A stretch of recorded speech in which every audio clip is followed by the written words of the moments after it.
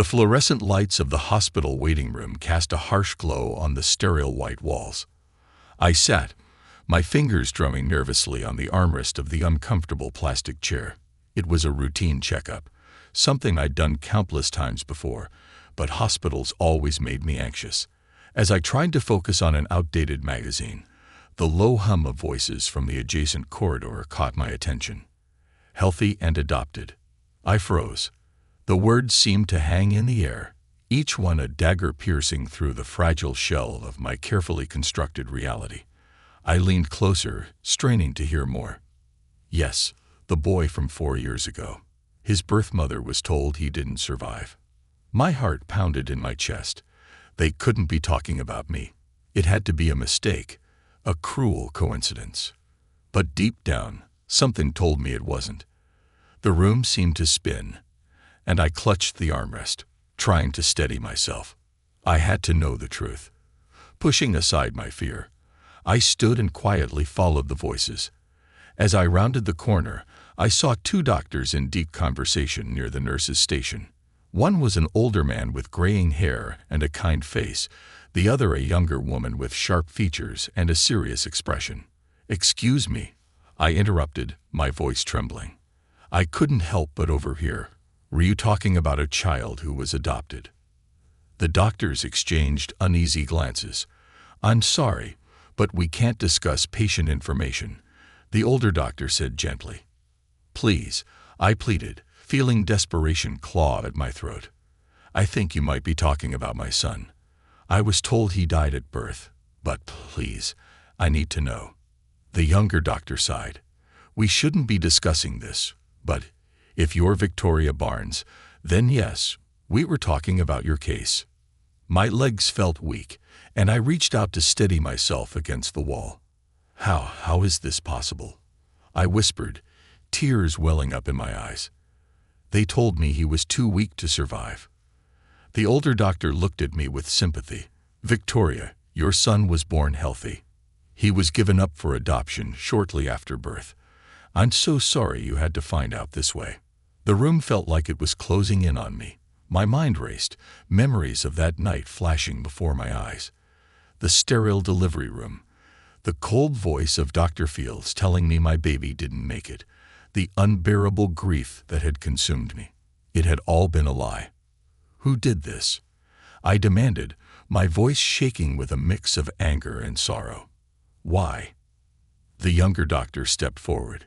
"There was a decision made, likely involving your parents and the hospital administration. They believed it was in your best interest at the time. I'm truly sorry." I couldn't believe what I was hearing. My parents had conspired to take my child away from me. The betrayal cut deep, and I felt a rage building inside me. How could they? How could anyone think this was the best for me? I took a deep breath, trying to steady my emotions. Where is he now? My son, where is he? The older doctor hesitated. "We don't have that information. Adoptions are confidential. But if you want to pursue this, you might be able to find him with the right legal help." I nodded, determination hardening my resolve. "Thank you," I said, turning to leave. "I'll find him, no matter what it takes." As I walked away, the weight of what I had learned pressed heavily on my shoulders. My son was alive. I had to find him, to tell him the truth. And I had to confront the people who had stolen him from me. The shattered illusion of my past was gone, replaced by a fierce, unyielding determination to make things right. The journey ahead would be difficult, but I knew one thing for certain. I would stop at nothing to be reunited with my son. The weeks following the revelation were a blur of emotion and determination. I could barely sleep, my mind constantly racing with thoughts of my son. I had to find him, to see him, to make up for lost time. My parents had avoided me, knowing the confrontation that awaited them. But before I could face them, I needed to gather more information. That's when I decided to reach out to old friends, hoping someone might know more. It was a sunny afternoon when I decided to visit my old neighborhood, the place where I'd grown up, and where the most significant parts of my life had unfolded. Walking down the familiar streets brought back a flood of memories. As I turned the corner, I saw a familiar figure in the distance. It was Madeline, my childhood neighbor, and once a close friend. She was pushing a stroller and chatting with another woman. "Madeline," I called out, my voice trembling with a mix of anticipation and anxiety. She looked up, her eyes widening in surprise as she recognized me. "Victoria, is that you?" She left the stroller with her friend and hurried over, embracing me tightly. "It's been so long," she said, stepping back to look at me. "How have you been?" I forced a smile, the weight of recent revelations pressing heavily on my chest. "I've been better, honestly. There's something I need to talk to you about. It's important." Madeline nodded, sensing the urgency in my voice. "Of course. Let's go somewhere quiet." We walked to a nearby park and found a secluded bench under a large oak tree. The sounds of children playing and birds chirping filled the air, a stark contrast to the turmoil I felt inside. "Madeline, I found out something recently. Something that's turned my world upside down." I began, struggling to find the right words. She looked at me with concern. "What is it, Victoria?" I took a deep breath, meeting her eyes. "My son. I was told he died at birth, but I found out that he was actually adopted. My parents and the doctors, they lied to me. They took him away." Madeline's face paled, and she looked away, her expression conflicted. "Victoria, I know. I've known for a long time." My heart skipped a beat. "What? How could you know and not tell me?" Tears welled up in her eyes. "I was working in the maternity ward at the time. I saw everything. Your parents thought they were doing what was best for you. They believed you were too young to raise a child on your own." "Too young," I echoed, my voice rising with anger. "I had a right to know, a right to make my own decisions." "I know," she said softly, tears streaming down her face. "I wanted to tell you so many times, but I was afraid. I was just starting my career, and I couldn't risk losing my job. I'm so sorry, Victoria." I took a deep breath, trying to calm the storm of emotions raging inside me. "Do you know where he is? Do you know who adopted him?" Madeline nodded, wiping her tears. "The Fergusons. They were a loving couple who had been trying to have a child for years. They adopted your son and named him Alex. But there's something else you need to know." I looked at her, my heart pounding in my chest. "What is it?" "Mrs. Ferguson passed away 3 months ago during childbirth. Mr. Ferguson is now raising Alex and their newborn daughter alone. I think you should go to him. He deserves to know the truth, and you deserve to see your son." The weight of her words settled over me like a heavy blanket. My son was not only alive, but also facing the loss of his adoptive mother. My heart ached for him, for the pain he must be feeling. "Do you have their address?" I asked, my voice resolute. Madeline nodded, scribbling the information on a piece of paper. "Here. Please, Victoria, forgive me. I should have told you sooner." I took the paper, my hands trembling. "I'll deal with my parents later. Right now, I need to see my son." We hugged tightly, the years of distance and silence melting away. "Good luck, Victoria. I hope you find the peace you're looking for." As I walked away, the address clutched in my hand, I felt a mix of fear and hope. The journey to find my son was just beginning, and nothing would stop me from being reunited with him. The next few days were a whirlwind of preparation and emotional turmoil. I avoided my parents, knowing that confronting them would require all my strength. Instead, I focused on gathering any information I could about the Fergusons and preparing myself for the difficult conversations ahead. I had the address Madeline gave me, but I wanted to be sure I was ready before I knocked on their door. Sitting in my small apartment, I sifted through old photos and memories. The weight of my parents' betrayal and the doctor's deception pressed heavily on my heart. I knew I couldn't put it off any longer. I had to confront my parents and demand the truth. I drove to my childhood home, the familiar streets filled with bittersweet memories. As I pulled up to the house, I took a deep breath, steeling myself for the confrontation. My mother was in the garden, tending to her flowers, while my father was reading on the porch. They looked up, surprise and apprehension written on their faces as I approached. "Victoria," my mother said, her voice laced with concern. "What brings you here?" I took a deep breath, my resolve firm. "We need to talk. Now." They exchanged worried glances but followed me inside. We sat in the living room, the tension thick in the air. I looked at them, the people who had raised me, feeling a mix of anger and sadness. "I know the truth," I began, my voice steady despite the turmoil inside. "I know my son didn't die. He was adopted, and you both were involved in it. How could you do this to me?" My mother's face turned pale, and my father's expression hardened. "Victoria, we thought we were doing what was best for you," he said, his voice calm but firm. "You were so young, and we didn't think you were ready to raise a child." "Best for me," I repeated, my voice rising with anger. "You lied to me. You took away my chance to be a mother. How could you possibly think that was best?" My mother started to cry, her hands shaking. "We were scared, Victoria. You were just a teenager, and we thought you'd ruin your life if you kept the baby." "I had a right to make that decision for myself," I said, my voice breaking. "You took that away from me. And now I find out my son is alive, and he's been grieving the loss of his adoptive mother. How do you expect me to forgive you for this?" My father sighed, looking away. "We made a mistake, Victoria. We see that now, but we can't change the past. All we can do is support you moving forward." I shook my head, the pain and betrayal overwhelming. "I don't know if I can ever forgive you, but right now I need to find my son. I need to make things right." My mother reached out, her eyes filled with tears. "Please, let us help you. We want to make amends, if that's even possible." I looked at them, the parents who had betrayed me but were also the only family I had. "I don't know if I can forgive you," I repeated, "but I need to do this on my own. I'll let you know if I need your help." They nodded, their faces filled with regret and sorrow.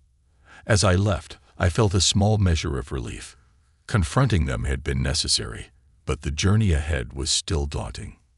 With the confrontation behind me, I turned my focus to the Fergusons. Armed with the address and Madeline's information, I drove to their neighborhood. The houses were modest, with well-kept lawns and a sense of quiet suburban life. As I pulled up to the Ferguson home, my heart pounded in my chest. I walked up to the door, my hands trembling as I knocked. A moment later, the door opened, and a tired-looking man stood before me. His eyes widened in surprise. "Mr. Ferguson?" I asked, my voice shaky. "I'm Victoria Barnes. I believe you have my son." He stared at me, his expression a mix of confusion and recognition. "Victoria, please, come in," he said, stepping aside to let me enter. The house was cozy, filled with the warmth of a loving home. Pictures of a happy family adorned the walls, and toys were scattered across the living room floor. Mr. Ferguson led me to the couch, where we sat in awkward silence for a moment. "I'm sorry to come unannounced," I began, my voice trembling. "But I recently found out that my son, Alex, was adopted by you and your wife. I had no idea he was alive until a few weeks ago. I was told he died at birth." Mr. Ferguson sighed, running a hand through his hair. "This is a lot to take in. My wife and I always wondered about Alex's birth parents. We never knew the full story." Tears filled my eyes. I was lied to by my parents and the doctors. They thought they were doing what was best for me, but they took away my chance to be a mother. I know this is sudden, but I had to find him, to know if he's okay. Mr. Ferguson nodded, his expression softening. "Alex is a wonderful boy. He's been through a lot since my wife passed, but he's strong. He deserves to know the truth about his past." "Can I see him?" I asked, my voice barely above a whisper. He hesitated for a moment, then nodded. "Yes, I think that's the right thing to do." He's in his room, playing. Let me get him. As Mr. Ferguson left to get Alex, I took a deep breath, trying to steady my emotions. The past was unraveling before me, but I was determined to find a way to make things right. A few minutes later, Mr. Ferguson returned with a little boy holding his hand. Alex looked up at me with wide, curious eyes. My heart ached at the sight of him, so much like the baby I had imagined all those years ago. "Alex, this is Victoria," Mr. Ferguson said gently. "She's someone very special who wants to get to know you." "Hi, Alex," I said, my voice trembling with emotion. "It's so nice to meet you." Alex looked at me, then at his father, uncertainty in his eyes. "Hi," he said softly, his voice barely audible. Tears filled my eyes as I knelt down to his level. "I've wanted to meet you for a very long time, Alex. I'm so glad to finally see you." Mr. Ferguson placed a reassuring hand on Alex's shoulder. "It's okay, buddy. Victoria is here because she cares about you." The journey to find my son had just begun, and the path ahead was uncertain. But in that moment, as I looked into Alex's eyes, I knew I would do everything in my power to make up for the lost time and build a future together. The past was unraveling, but with it came the hope of a new beginning. The days following my initial meeting with Alex were a whirlwind of emotions. Mr. Ferguson, whose first name I learned was Daniel, had been incredibly understanding. We arranged for me to visit regularly, allowing Alex to get to know me slowly. Each visit was a mixture of joy and heartbreak as I navigated the complex emotions of reconnecting with my son. On the day of our first official meeting outside the Ferguson home, Daniel suggested we go to a local park. It was a sunny Saturday afternoon, and the park was bustling with families enjoying the warm weather. I arrived early, sitting on a bench near the playground, watching the children play. My heart raced with anticipation and anxiety. "Victoria," I heard Daniel call out. I turned to see him walking towards me, holding Alex's hand. Alex had a shy smile on his face, and I felt a wave of love and sadness wash over me. "Hi, Alex," I said warmly, trying to keep my emotions in check. "Are you excited to play at the park?" He nodded, his eyes brightening. "Yes, Daddy said we could go on the swings." "Swings sound fun," I replied, standing up. "Shall we?"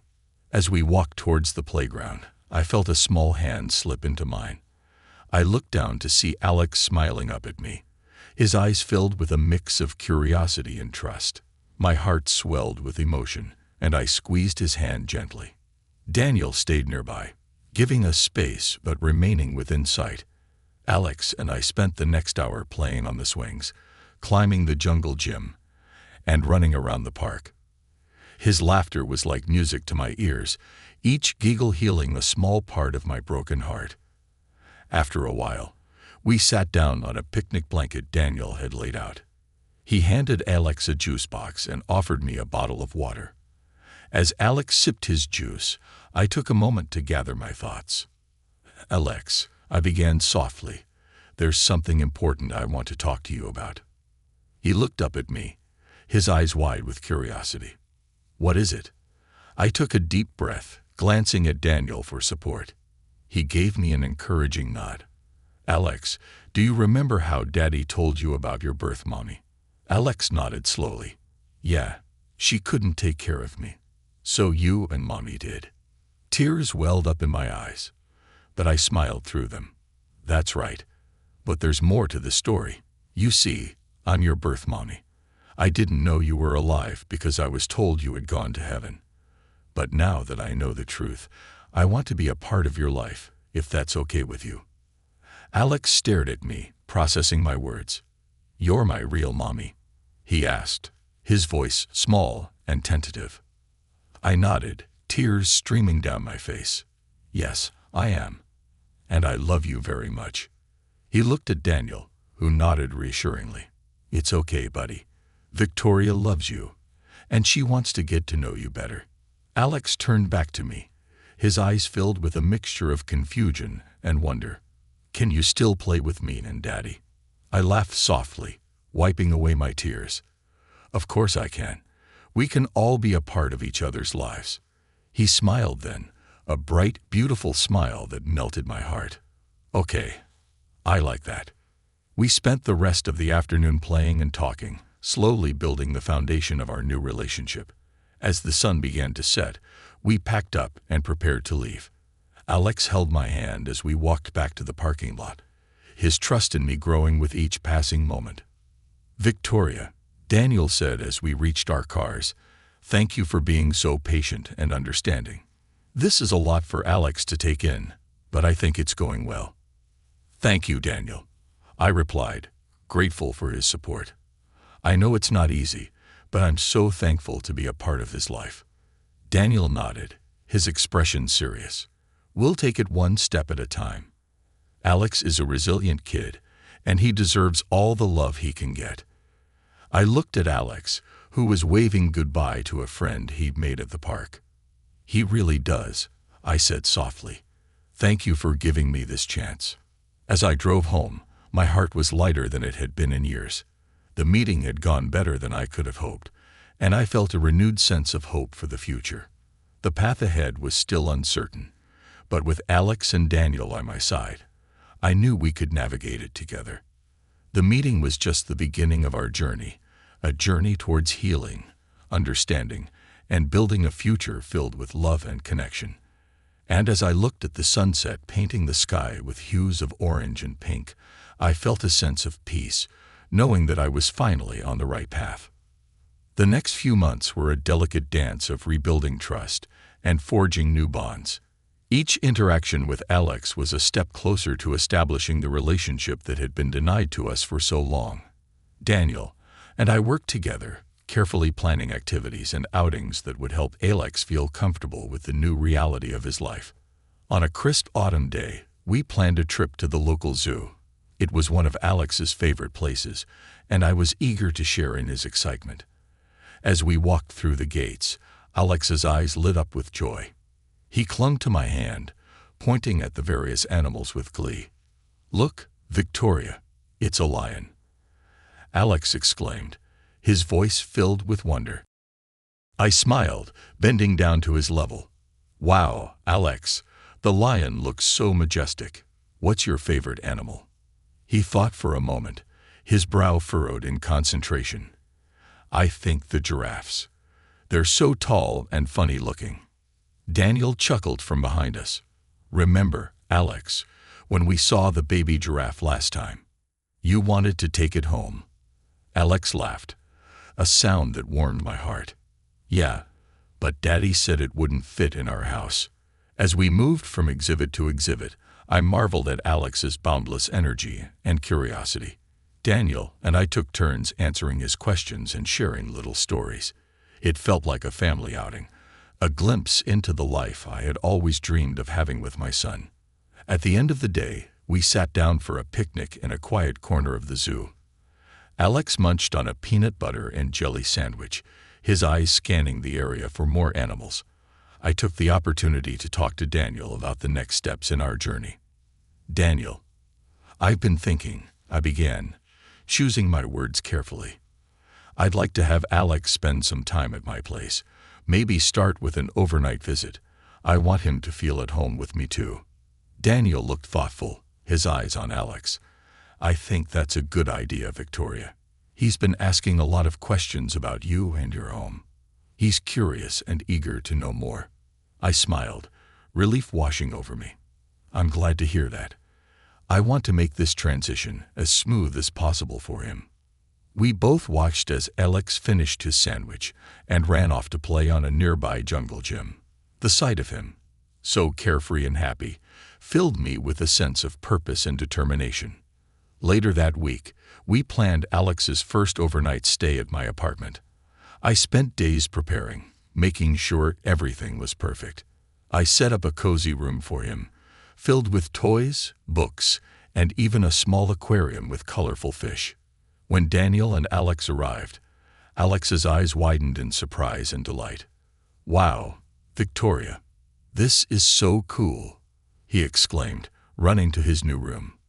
"I'm glad you like it, Alex," I said, my heart swelling with joy.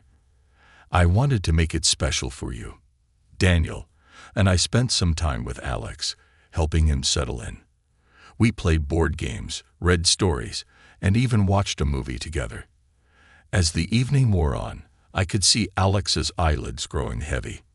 "Time for bed, buddy," Daniel said gently. "You've had a big day." Alex yawned, nodding. "Okay, Daddy. Will you stay until I fall asleep?" Daniel looked at me, and I nodded, understanding the need for reassurance. "Of course, Alex. We'll both stay." We tucked him in, and I sat by his bedside, holding his hand as Daniel read a bedtime story. Alex's eyes fluttered closed, and soon he was fast asleep. I watched him, my heart filled with a mix of love and sorrow for the years we had missed. After a while, Daniel and I moved to the living room, speaking in hushed tones. "Thank you for being so understanding, Daniel. I know this isn't easy for any of us." He smiled, a hint of sadness in his eyes. "It's not, but it's the right thing to do. Alex deserves to know both his parents, and I can see how much you love him, Victoria. We'll make this work." I nodded, grateful for his support. I want to be a part of his life, to make up for lost time, and I appreciate you giving me this chance. The next morning, Alex woke up with a smile on his face. "I had a great time, Victoria. Can we do this again?" I hugged him, my heart full. "Of course, Alex. Anytime you want." As we said our goodbyes and Daniel and Alex left, I felt a sense of hope and excitement for the future. The bonds we were rebuilding were growing stronger with each passing day. The journey ahead would be filled with challenges, but also with moments of joy and connection, and I was ready to face it all, with my son by my side.